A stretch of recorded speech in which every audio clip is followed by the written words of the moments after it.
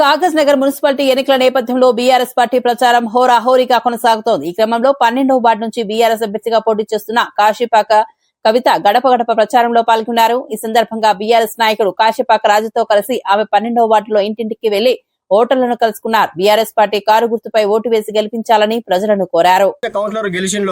10 నుండి 15 సంవత్సరాల నుండి గెలిచిన కౌన్సిలర్ ఏ ఒక్క గడ్డిపూస కూడా ఇక్కడ పీకింది లేదు, చేసింది లేదు. కాకపోతే మేము వస్తాము, మాకు వేయండి, ఓటుకు 20,000 ఇస్తాము, ఓటుకు 10 ఇస్తాము, చీరలు పంచుతాము, కుంకుమరలు పంచుతాము, లేకుంటే మీ గ్రూప్గా ఉండండి, మీకు ఒక ప్యాకేజ్ ఇస్తానని చెప్పడం తప్ప, వాళ్ళతో నోట్లు ఇప్పించుకోండి తప్ప వాళ్ళకి చేసింది ఏం లేదు. ఇప్పటి వరకు ఇందిరమ్మ ఇల్లు రాని దాదాపు చాలా కుటుంబాలు మా 12 వార్డులో ఉన్నాయి.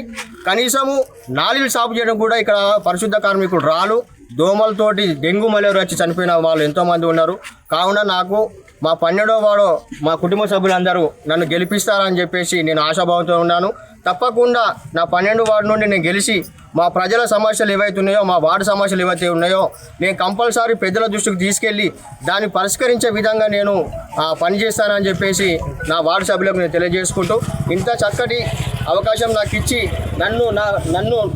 నాతో పాటు నా భార్యని వాళ్ళ సొంత కుటుంబ సభ్యులుగా చూసుకుంటున్న మా ఓటర్లకు, మా అక్కలకు, మా చెల్లెలకు అందరికీ మనస్ఫూర్తిగా ధన్యవాదాలు జరుపుకుంటూ నన్ను అత్యధిక భారీ మెజార్టీతో గెలిపించాలని మనస్ఫూర్తిగా కోరుకుంటూ జై తెలంగాణ, జై తెలంగాణ. కేసీఆర్ గారి నాయకత్వం, కేసీఆర్ గారి నాయకత్వం. Thank you. ఒక్క నిమిషం.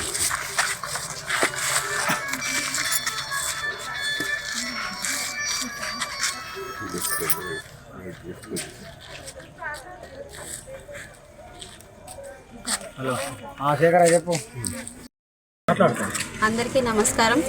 కాగజ్ నగర్ మున్సిపాలిటీ ఏరియా 12వ వార్డు నుంచి నేను బీఆర్ఎస్ అభ్యర్థిగా పోటీ చేస్తున్నాను. నాకు ఆర్ఎస్ ప్రవీణ్ కుమార్ సారి సపోర్ట్ తోటి, కోనప్ప గారి సపోర్ట్ తోటి, ఇద్దరి ఆధ్వర్యంలో నా పేరు కాశీపాక కవిత. నేను కారు పార్టీ నుంచి పోటీ చేస్తున్నాను కాబట్టి నాకు అందరూ ఓట్లేసి అత్యధిక మెజారిటీతో గెలిపించగలరని విన్నవిస్తున్నాను.